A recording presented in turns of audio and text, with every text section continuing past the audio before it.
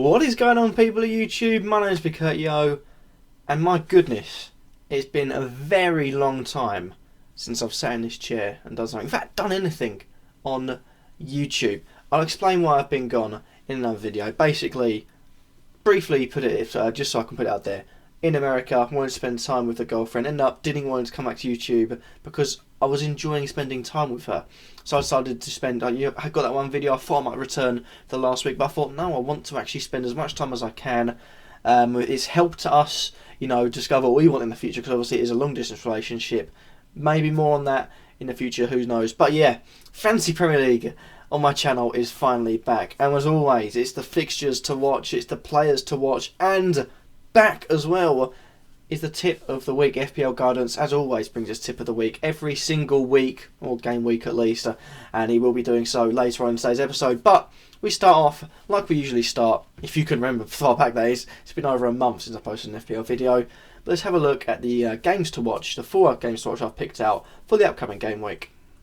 So we start off with Burnley versus Leicester. Now, a very interesting one this, because I can see that going either way. I mean, Leicester have been poor, but, got that away from home thing. They might have Mahrez and Slimani back, which could be huge for them.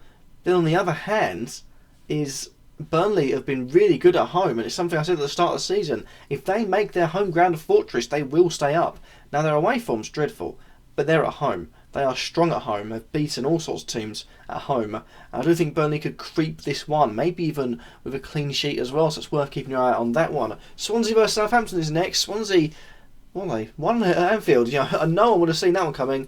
If anything, most people were like me thinking, how many Liverpool are going to win by? Not how are they going to lose? But they face off at home against Southampton. I wonder, can they do the business over Southampton, who haven't been their best so far this season? But can Southampton, after that 3-0 win against Leicester, push on and get another one away at Swansea? We also got Liverpool versus Chelsea as the late kickoff on Tuesday, 8 o'clock kickoff. Oh, that's a one to dig your teeth into. What happened in that? I can see a draw personally, but Liverpool's defence has let him down against Swansea. Let him down in the past multiple times, but will they let him down again? And finally, we've got West Ham versus Man City. Now, West Ham got thumped 5-0 at home in the FA Cup in the third round by Man City, so be looking to, put things right. And with a fully fit Andy Carroll and Dimitri Payet out of the team, and to be honest, they don't seem to be playing that bad without him. Maybe it could just be the turn for West Ham to get their revenge. So we move on now with our goalkeepers. We're going to start off with Ben Foster. I've highlighted him straight away. He was straight in because West Brom against Middlesbrough. Middlesbrough don't concede many, but don't score many. And I do feel like West Brom will get a clean sheet in that one. Foster has to go into the team. Also got Darren Randolph, 4.4 million. Now you could be saying, oh, well, West Ham have been shocking in the defence so far this season. I mean, you look at the 5-0 in the FA Cup. They're playing against Man City. But they're at home, and I do give him an outside chance, plus the fixtures to come. He's also got that. And also, you've got Euro 2016 winning captain? I'm not sure if he's captain. Jose Fonts coming to the club, which will help shore up the defence. Him and Reed at the back, at least, could really, really help things. And I feel like West Ham have even got a chance of sneaking a victory, maybe even a 0-0 draw there. But who knows? We've also got Heaton in there. Burnley face off against Leicester. I do feel like they could be clean sheeting that. If not, Heaton, as always, is going to be, you shall not pass. I'll make about 20 saves if I want to. And lastly, David De Gea, £5.4 million, a cheap one. Well, he's gone down. He's now below that 5.5 mark, which could help you, get that 1.1 or 0.1 million elsewhere in the team. But he faced off against Hull. That should be, 3 points, easy clean sheet.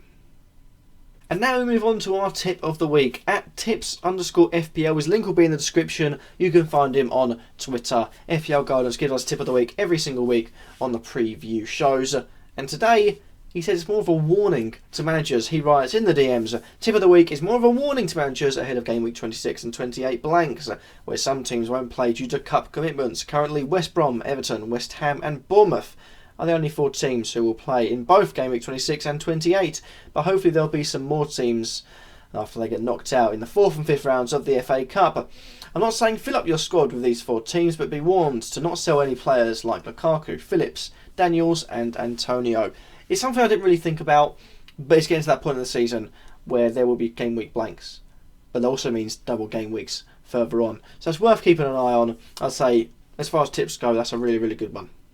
Moving on now, we have the defenders, and we've got 6 actually in defenders, midfielders and strikers. But we've got Daniels of Bournemouth, we've got Brunt of West Brom, Reed of West Ham, Ward of Burnley, Valencia of Manchester United, and Baines of Everton. Now, Daniels was in there. He was probably the first pick up here because I don't trust Artur Boruc, but Daniels can also get forward. He gives you that attacking presence. £5.3 million, and Burnley play Crystal Palace, who haven't been good so far, but I do feel like they could, concede. They might well concede, but they haven't scored many, so maybe it's worth keeping an eye on Daniels. We've also got Brunt coming in for West Brom. Brunt, of course, same reason as Foster. I feel like it will be a clean sheet against Middlesbrough, and also he's pretty good going forward as well. He's got a brilliant left peg, as we found out last weekend. We've also got Reed of West Ham, maybe not this weekend, but looking into the future, and I do feel like they maybe could sneak a clean sheet, as I've said before. Ward of Burnley, he's the cheapest Burnley defender. He's playing most of the time this season. He's been, he hasn't played a few games, but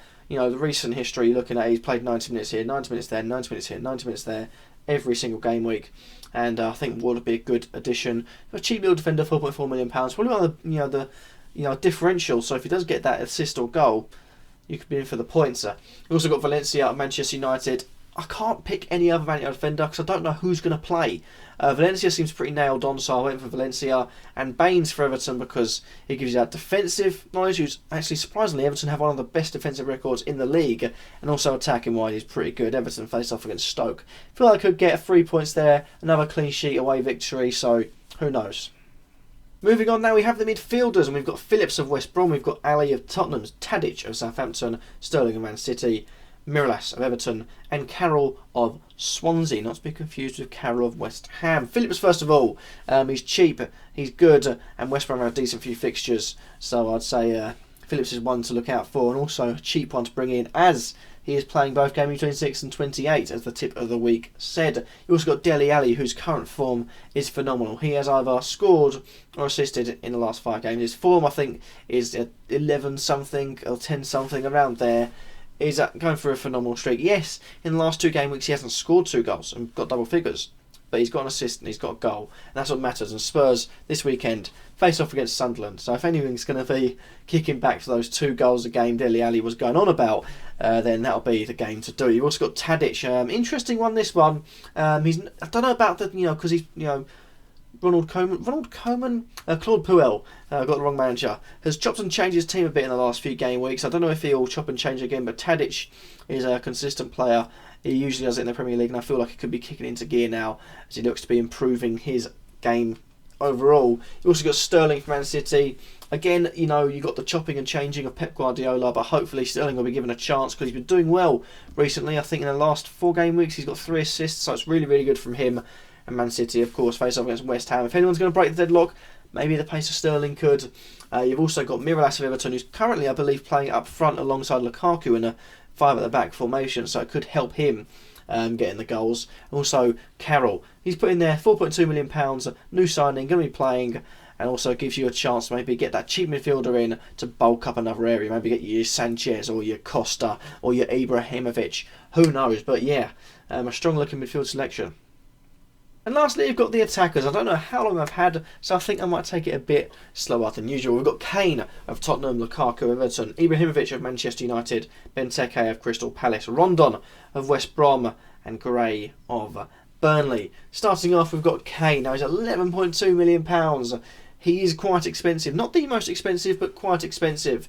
But he's going to be in with the goals, going to be in with the assists, he's going to be in with the attacking. And against Sunderland, once you get one, you get about 8. You also got Lukaku in there, another expensive striker, because he's worth it. And Everton this week face off against Stoke. I do feel like Lukaku is a player that could break down Stoke, but it's worth holding on to. That thought, maybe not bringing him in because he is I'd say he's not the best player to bring in, but I've got him in my team. I think you should have him in yours because I think he could be a really, really good pick, and he could score loads. He could also go through those few games where he gets blanks. It's Lukaku, you just don't know what you're going to get. Ibrahimovic, 11.7.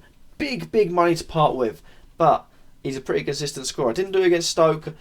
Well, they've got Hull next, so if he doesn't do it against Hull, he's a failure. He's too old for the league. Until he scores 2 again, then he's fantastic, brilliant for the league still. Who knows?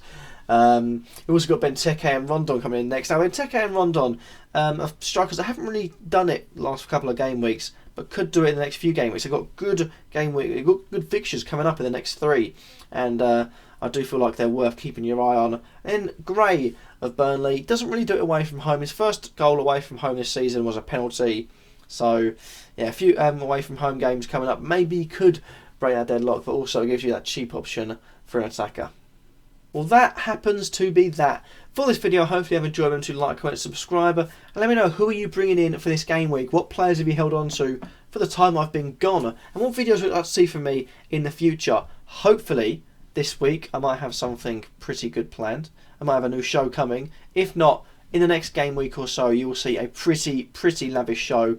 I think personally it's going to be pretty good. I've got my eyes set on how it's going to roll out. It's going to be quite long, probably about half an hour long, hopefully, if all goes to plan. But yeah, hopefully you're looking forward to that. Thank you all for watching. Hopefully you've enjoyed.